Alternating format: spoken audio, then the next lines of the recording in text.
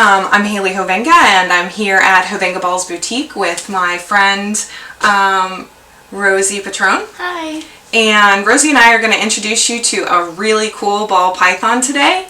But before we do that, I just want to let Rosie introduce herself briefly. Okay. Again, my name is Rosalie Petrone. I'm an animal science student at Virginia Tech. Hopefully get my master's in the next couple of years, and I am in love with snakes, so this is a really awesome opportunity. You're in love with snakes? I am. You didn't tell me that. I've loved them since I was a little kid. My parents are a little scared of them, but I've always been really curious about reptiles in general, so every opportunity I get to play with them or hold them, I always do. So that's really cool. I didn't know that. So you get to work with the animals a lot at Virginia Tech, don't you? Yep.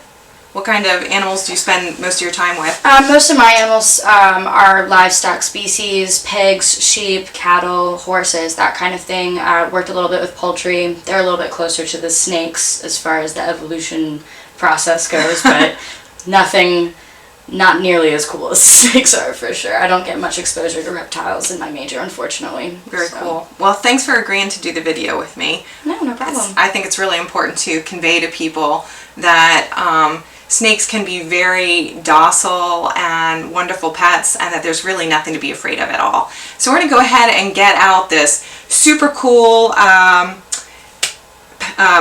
python. Hold on just a second. One of my professors back at school actually has 2 boa constrictors that he brings out at the end of the semester whenever he invites his students over to his house for a barbecue, and we get to hold them every time. It's like my favorite part of the year. It's amazing. Cool. So what we've got here is called a spider yellow belly morph, and she's really warm, and she's kind of hiding already. Ball pythons tend to, just like their name implies, they kind of ball up, especially when they're nervous. They are a very docile type of python, and a bite is very, very rare from a ball python. And she's so warm that she's going to go ahead and explore a little bit for us. Yeah, she seems pretty calm. She's just kind of figuring out what's going on here. Right. She just arrived at the Hovenga Balls Boutique about 1 week ago. And so she's been just kind of settling in a nice dark spot for the last week. And this is the first time I've really had her out and held her too much. Oh, she's pretty good considering she's never been held before. That's awesome. Oh, she's been held a lot by the breeder. That, she's been held and handled before. It's typical that you go ahead and get them out and take a look at them just to make sure that there's no, physical problem with them or any kind of medical issue. So it's good to go ahead and get them out every once in a while. It also gives them a little bit of exercise, gets them to go ahead and use their muscles more than if they were just kept in the enclosure all the time. I'm sure captivity kind of keeps them a little bit less in shape. Well, the interesting thing about ball pythons, they are from Africa, and typically they would be predated underneath a termite hill or buried in the earth and substrate, and so they're actually a predator, kind of a wait and watch and wait predator. They wait for small rodents to go ahead and encroach upon their territory, and then when they sense that heat and recognize that it's something that they find tasty, they go ahead and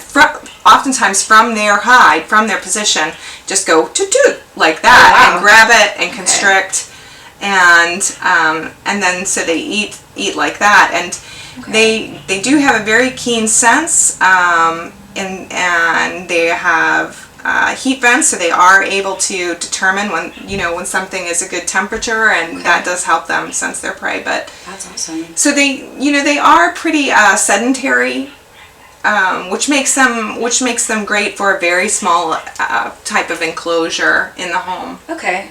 Yeah, see, I have a couple of friends who have apartments back at school who keep snakes, and they tend to have, I have one friend that has a ball python because it is a lot easier to keep it in the apartment and not worry about it kind of getting loose. Yeah, ball pythons are easy.